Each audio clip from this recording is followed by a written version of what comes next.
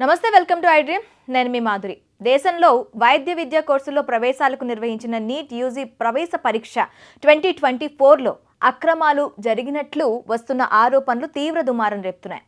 బీహార్లో ఈ పరీక్ష ప్రశ్నపత్రం లీక్ అయినట్లు సమాచారం రాగా కేంద్రం నేషనల్ టెస్టింగ్ ఏజెన్సీ దీన్ని తోసిపుచ్చింది. అయితే పేపర్ లీక్ నిజమేనని తాజాగా బయటకొచ్చింది. ముందు రోజు రాత్రి నీట్ ప్రశ్నపత్రం తమకు అందిందని బీహార్లో అరెస్టైన కొందరు విద్యార్థులు పోలీసులు ఎదుట అంగీకరించారు.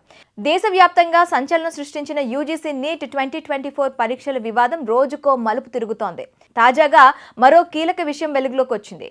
ఈ కేసులో అరెస్టైన బీహార్కు చెందిన అనురాగ్ యాదవ్ అనే స్టూడెంట్ ని పోలీసులు విచారణ చేయగా అతను ముందస్తుగానే లీక్ అయిన పేపర్ను పోలీసులకు అప్పగించాడు.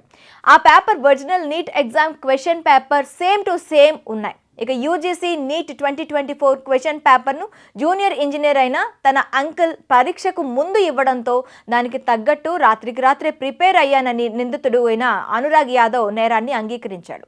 ఇకపోతే నీట్ ప్రశ్నపత్రం లీకేజ్ ఆరోపణలపై దర్యాప్తునకు బీహార్ ప్రభుత్వం ప్రత్యేక సీట్ను ఏర్పాటు చేసింది.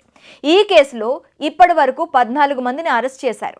వీరిలో బీహార్ ప్రభుత్వ విభాగంలో పనిచేసే ఓ జూనియర్ ఇంజనీర్తో పాటు 3 నీట్ అభ్యర్థులు కూడా ఉన్నారు. వీరిలో ఓ అభ్యర్థి జూనియర్ ఇంజనీర్కు స్వయాన మేనల్లుడు కావడం గమనార్హం. నీట్ పరీక్షలో అవకతవకలపై దాఖలైన పిటిషన్లపై సుప్రీంకోర్టు మరోసారి విచారణ జరిపింది. ఈ వ్యవహారంపై పలు హైకోర్టులో జరుగుతున్న విచారణలపై అత్యున్నత న్యాయస్థానం స్టే విధించింది.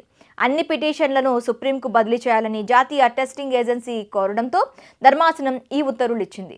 ఇదే సమయంలో నీట్ యూజీ 2024 పరీక్ష రద్దు చేయాలంటూ దాఖలైన పిటిషన్పై సమాధానం చెప్పాలని కేంద్రం ఎన్టీఏకు నోటీసులు జారీ చేసింది. అయితే నీట్ కౌన్సిలింగ్ ప్రక్రియను ఆపేది లేదని న్యాయస్థానం పునరుద్ఘాటించింది.